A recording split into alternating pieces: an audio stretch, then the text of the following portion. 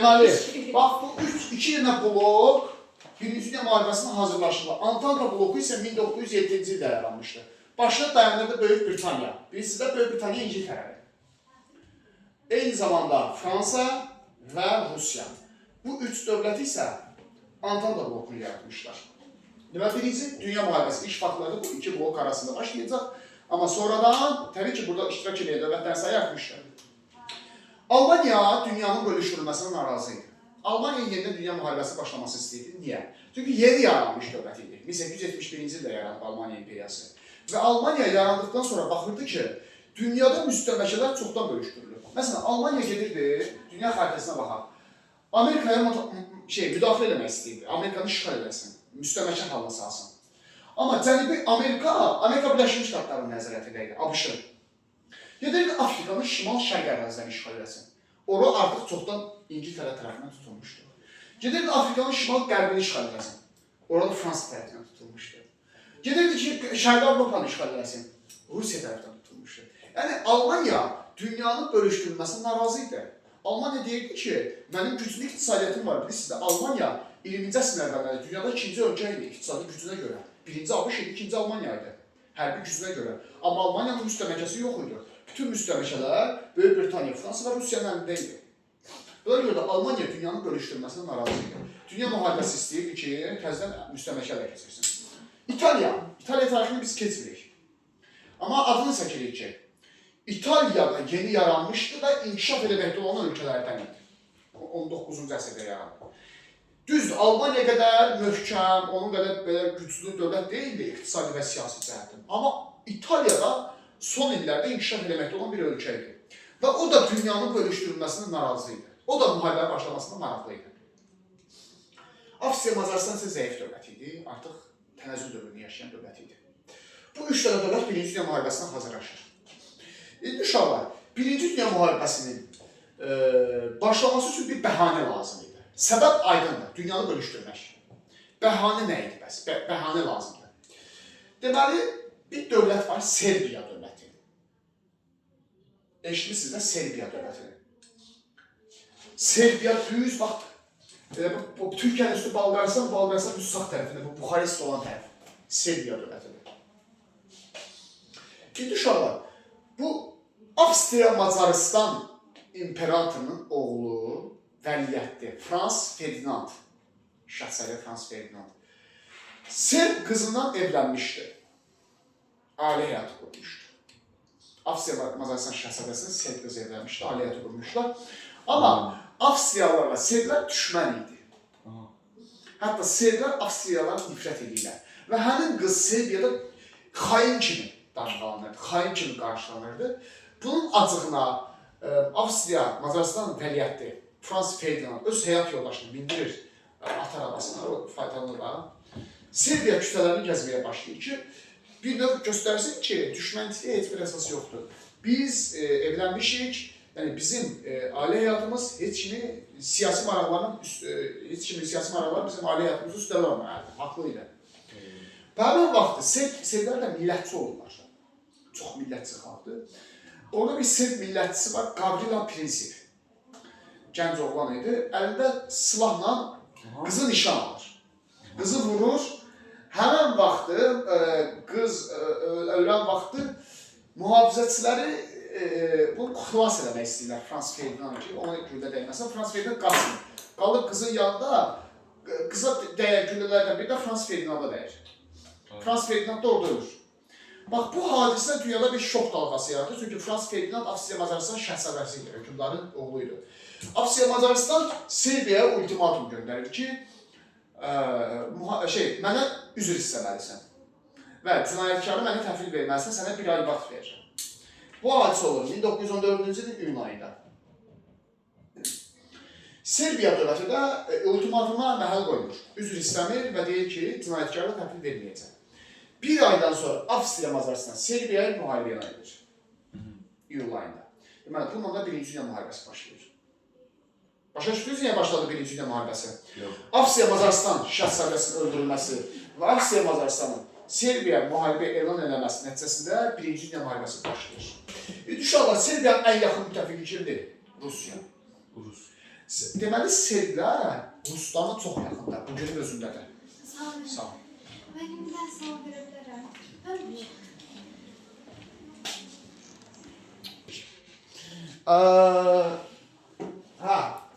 Avstriya, Macaristan, serblərlə dediyi Ruslar çox yaxındırlar bir-birlərinə. Eyni dinləndilər, Slavyandır ikisi də. Serblərlə? Hə, Ruslar. Hətta düşünün ki, sizə bir şey deyim. Məsələn, Putin, Rusiyanın iki prezidenti, Serbiyadan daha çox sevilir, nəyə ki Rusiya. Serbiyadan daha çox sevilir, nəyə ki Rusiya o qədər yəni düşünür. Bunu bəhanə edən Rusiyada Avstriya Macaristanı müharibə edir. Ki, niyə mən müttəfiqimlə müharibə eləmirsən? Avstriya müttəfiqi kimi Almaniya. Almaniya da Rusiyaya müharibə edir. Məsələn, maraqlı tərəfi var. Almaniya durduq yerə həm də Fransaya müharibə edir. Heç bir səbəb olmadı. Yəni, Fransa tərcümanı ki, mən niyə də, mənə niyə müharibə eləyirsən? Çünki o birində bəhanə var idi, amma Fransaya durduq yerə müharibə edir Almaniya. Bunun səbəbi nə idi? 1905-ci il Şlifen planı. Şlifen planı necə adlanırdı? İldırım sürətli müharibə planını icra eləməli idi. Almaniyanın birinci dünya müharibəsinin hazırlığı var idi. Şlifen planı, İldırım sürətli müharibə planı idi. Məzmunu necə idi Şlifen? Deməli, o məzmununu izah edeyim, düşsün bura. Deməli, Şlifen planı da belədir, diqqətlə dinləyin. Müharibə başlayan kimi Almaniya ildırım sürətindən müharibəyə başlamalıdır. Sürətli bir şəkildə. Alman qoşunlarının bir hissəsi hücum eləməlidir Rusiyanın üzərinə. Digər bir hissəsi hücum eləməlidir Fransanın üzərinə. Almaniya həm Rusiyanı, həm Fransanı eyni vaxtda məğlub eləməlidir, ikisində. Sonra bütün qüvvələrini İngiltərənin üzərində yönəltməlidir. Çünki içlərindən güclü İngiltərə idi. Dolanması güclüydü. Sonra İngiltərə təşkilatını məğlub eləməlidir. Ona görə də Almaniya dərhal Şlifen planını başladır. 1905-də hazırlamışdı bu Şlifen planını. 1914-də bunu şey edir. Onu sevirdi bir dəfə. Onu. Elə buranı çəksin. Ona görə də Almaniya dərhal Fransaya müharibə edir, heç bir səbəb olmadan. Çünki Almaniya Şlifeni icra eləməlidir. Başa düşdünüzsə? İndi uşaqlar, müharibə başlayır. Almaniya 1914-də Şlifeni icra eləməyə çalışır, amma avqust ayında Marna döyüşündə məğlub olur. Alman qoşunları. Nə döyüşlər? Marna döyüşü. Fransa cəbhəsində dayandırılır Almanlar. Deməli, Şlifen planı iflas olmadı. İlk baxışdan yaxşı plan idi. Amma əslində elə də deyil. Niyə? Çünki Almaniya o qədər də güclü deyil ki, həm Fransanı, həm Rusiyanı eyni vaxtda məğlub eləsin ildırım sürətindən. Yəni, Fransa və Rusiya da belə dövlətlər deyil də, hegemon dövlətlərdir, böyük imperiyalardır. Ona görə də Almaniya ildırım sürətli müharibə planı, Şlifen planı uğursuz olur 1914-cü ildə, Marna döyüşündə məğlub olduqları üçün. Başa düşdünüz? Deməli, 1914-də Şlifen planı hazırlanıb, amma Birinci Dünya müharibəsində iflası olmayan bir plandır. Amma hər bir halda Birinci Dünya müharibəsi davam edir. Deməli, Avropa ölkələrinin bir planı var edəsinə. Müharibəni zəif başlasın, yox, şiddətli başlasın. Almaniya planı belə idi, İtalyan planı belə idi. Tez bitsin. Şiddətli olsun, amma tez bitsin. Amma tam tərsi oldu. Hamının düşündüyünün tərsi oldu. Müharibə zəif başladı, getdikcə daha şiddətləndi. Heç kimin gözləmədiyi qədər uzandı. 4 il uzanacaq Birinci Dünya müharibəsi 1914-dən 18-ə qədər. İndi uşaqlar, 1914-də Belçika işğal edilir Almaniya tərəfindən. Belçikanın işğalı. Bu Belçika bilirsiniz haradır? Almaniya ilə Fransanın düz arasında bir ərazi var, Reyn zonasında, Reyn çayının ərazisində. Orada Belçika dövləti var. Belçikanı işğal etmək olmaz. Çünki Belçika dövləti beynəlxalq hüquqa görə toxunulmazlığı var, İsveçrə kimi. Bir tərəf dövləti idi. Amma Almaniya Belçikanı işğal edir. Bunu bəhanə ilə İngiltərə Almaniyaya müharibə edir. Artıq bu rəsmi olaraq Birinci Dünya müharibəsinin başlaması idi. Amma dedik Almaniya Şlifen planı uğursuz oldu. Hansı döyüşdə? Marna döyüşündə. 1914-də ildə. Telefonu yığışdır.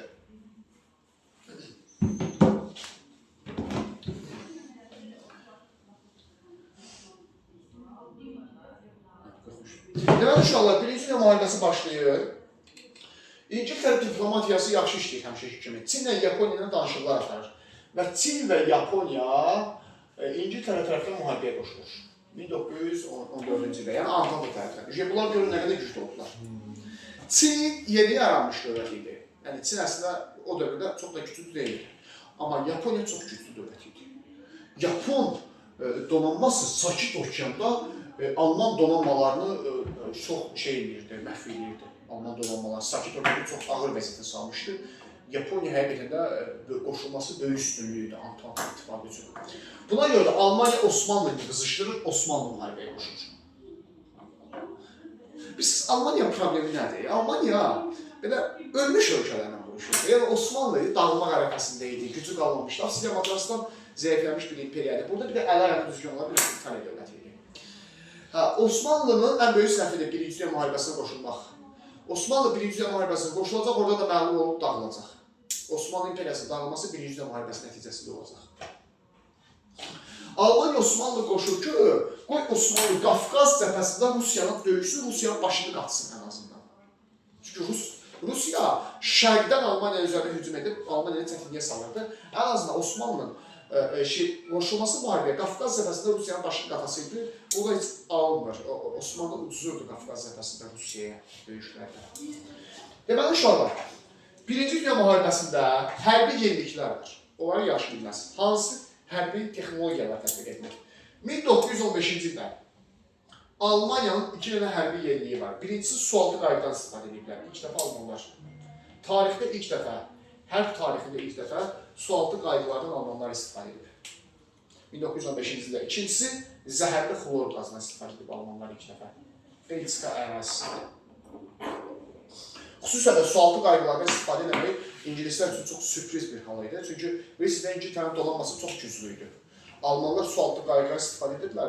İngilislər bir də gördülər ki, Almanlar yerin altından çıxdılar, suyun altından çıxırlar. İngilisləri təəccübləndirmişdi, bu çətin vəziyyətə salmışdı. Bir də İngilislərin hərbi yeniliyi var. 1916-cı ildə ilk tank. Tankdan ilk dəfə Birinci Dünya müharibəsində istifadə olunub İngilislər tərəfindən. 1916-cı ildə. Deməli, uşaqlar, 3 dənə hərbi yenilik var Birinci Dünya müharibəsində. 1915-də 2 dənə hərbi yenilik Almanlar tətbiq ediblər. Sualtı qaydadan istifadə ediblər və zəhərli xlor qazından istifadə edib Almanlar. İngilislər isə 1916-cı ildə ilk dəfə tank tətbiq ediblər. Başa düşdünüz? Sonra Birinci Dünya müharibəsi davam edir. Dünya müharibəsi davam edir və müharibənin gedişində heç bir tərəf qalib gələ bilmirdi. Konkret bir üstün tərəf yox idi. Nə Antanta üstünlüyü ələ keçirə bilirdi, nə də Üçlər İttifaqı. Müvəqqəti olaraq gah Üçlər İttifaqının üstünlüyü olur, gah müvəqqəti Antantanın üstünlüyü olur, amma konkret bir qalib tərəf müəyyənləşmirdi. Ona görə də İngilislər gizli şəkildə İtaliya ilə danışıqlara girir. İtaliyaya deyirlər ki, gəl sən get buradan, Antanta tərəfə keç. Biz sənə Balkan yarımadasına torpaq verəcəyik, qoy müharibə tez bitsin. İtaliya da bu şərtlə razılaşır. İtaliya Üçlər İttifaqını tərk edir, Antanta tərəfdən müharibəyə qoşulur. Deməli, Birinci Dünya müharibəsi dövründə öz müttəfiqlərini yarı yolda qoyaraq Antantaya girsən dövlət hansıdır? İtaliya. Başa düşdünüz? Sonradan peşman olacaq İtaliya. Almaniya da Bolqaristanla danışıqlar aparıb Bolqaristanı müharibəyə qoşulur bu tərəfdən. İtaliyanın yerinə Bolqaristan qoşulur. Düzdür. Bolqaristan İtaliya qədər güclü dövlət deyildir. Amma gördüyünüz kimi, buradadır Bolqaristan, biz Türkiyənin üstündə. Ən azından Avstriya, Macaristanla bir yerdə şeyə qarşı döyüşürdü oradan. Ruslara qarşı döyüşürdü. Bolqaristanın qoşulmasına Üçlər İttifaqının adı dəyişir. Olub Dördlər İttifaqı. Testlərdə görəcəksiniz, Birinci Dünya müharibəsinin yekunlarına aiddir. Üçlər İttifaqının məğlub olması. Səhv fikirdir. Dördlər İttifaqının məğlub olması. Çünki 1915-dən sonra Bolqaristan 1915-də qoşulur. Bolqaristanın qoşulmasına Üçlər İttifaqı yox, adı olur Dördlər İttifaqı. Başa düşdünüz? Bunu görən İngilislər Rumıniya ilə danışıqlara başlayırlar. Rumıniya müharibəyə qoşulur. Antanta tərəfdədir. 1916-cı ildə. Çox balaca bir dövlətdir. Peşman olan bu müharibəyə qoşuldu. Bu yazılı qoşullar müharibəyə 1916-cı ildə. Müharibəyə qoşulur elə. Həmin ildə də bunu məğlub edirlər. Qoşulları mühasirəyə düşür. Özü məğlubdur, amma bloku qalibdir. Çünki Antanta tərəf qalib tərəf olacaq uşaqlar Birinci Dünya müharibəsində. Amma Rumıniya məğlub tərəf olacaq Dünya müharibəsindən, nəticəsində. Müharibə gedir. 1916-cı ildə 3 dənə döyüş baş verir. Üçünü də bilməlisiniz. Birincisi, Somma döyüşü. Verden döyüşü, Jutlandiya döyüşü. Bu döyüşlərin hamısı bərabər bitir. Heç birində qalib müəyyənləşmir.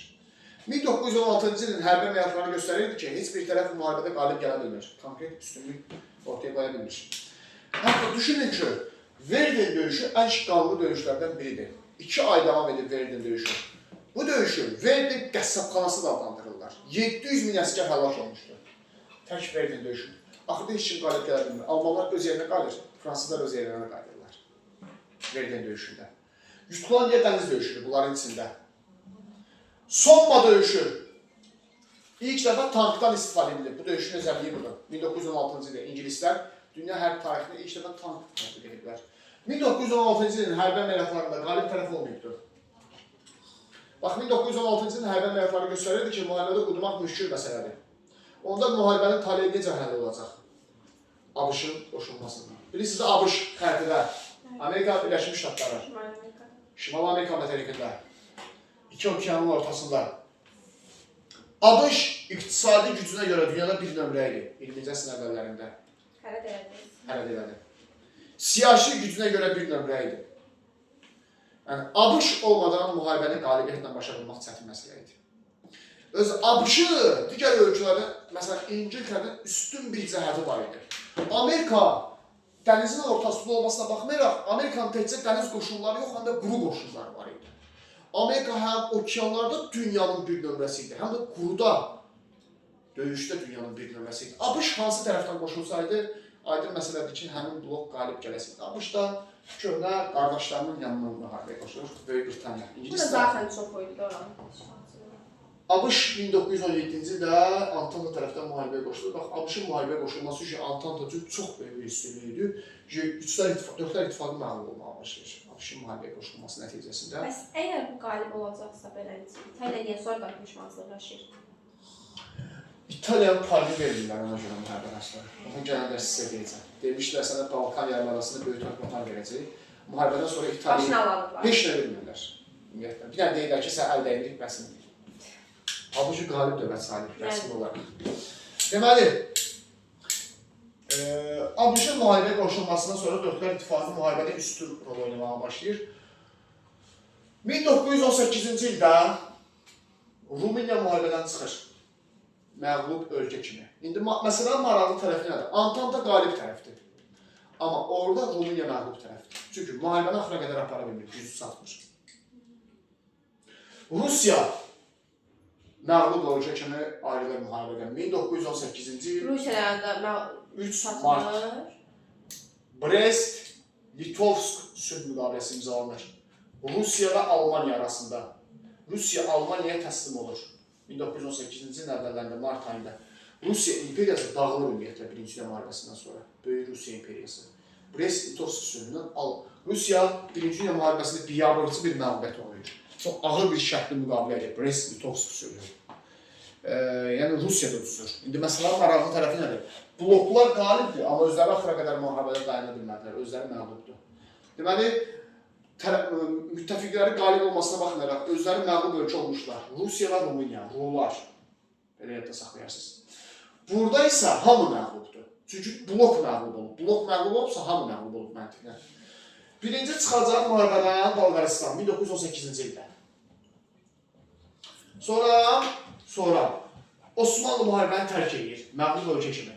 1918-ci ilin 31 oktyabr tarixi Mudros müqaviləsi çox məşhur bir sazişdir, çox ağır bir müqavilədir. Mudros sazişi ilə Osmanlı imperiyası məğlub olmalıdır. Düşünün ki, İstanbulu İngilislər ələ keçirmişlər, İtalyanlarla bir yerdə. Yəni, dövlətin paytaxtı işğal olunmuşdur. Mudros sazişi ilə Osmanlı imperiyası dağılırdı. Osmanlının son dövrləri idi. Osmanlı Birinci Dünya müharibəsində məğlub ölkə kimi çıxır. Sonra Avstriya Macaristan çıxır 1918-ci ilin 4 noyabr tarixində. Avstriya Macaristan çıxır, ən axırda Almaniya çıxır. 1918-ci ilin 11 noyabrında müqavilənin adı belədir, Compiègne müqaviləsi. Almaniyada Compiègne meşəsi var. Compiègne müqaviləsini imzalayan Almaniya təslim olur, Birinci Dünya müharibəsindən çıxır. Deməli, Birinci Dünya müharibəsi Dörtlər İttifaqının məğlubiyyətindən başa satır. Başlayanda Üçlər İttifaqı kimi idi. Bitəndə Dörtlər İttifaqı kimi bitir. Birinci Dünya müharibəsi məğlub olur. Antanta qalib olur. Amma Antantada iki dənə dövlət yenə də məğlub olur. Blok qalib olmasına baxmayaraq. Rumıniya və Rusiya. Birinci Dünya müharibəsi tarixin ən qaldığı müharibəsi idi. O dövrə qədər gördüyü. Çünki Rusiya əslində güclü ölkə deyil. bəli, o dövrdə zəifləmişdi yox. 20-ci əsrin əvvəllərində Rusiya çox zəifləmişdi. Adi Yaponlara belə məğlub olmuşlar. 1904-5 Rus-Yapon müharibəsində belə Yaponlar darmadağın edilmişdi Ruslar. Rusiya təzədən 20-ci illərdən yenə güclənməyə başlayacaq müəyyən qədər. Olur. Birinci Dünya müharibəsinin yekunları.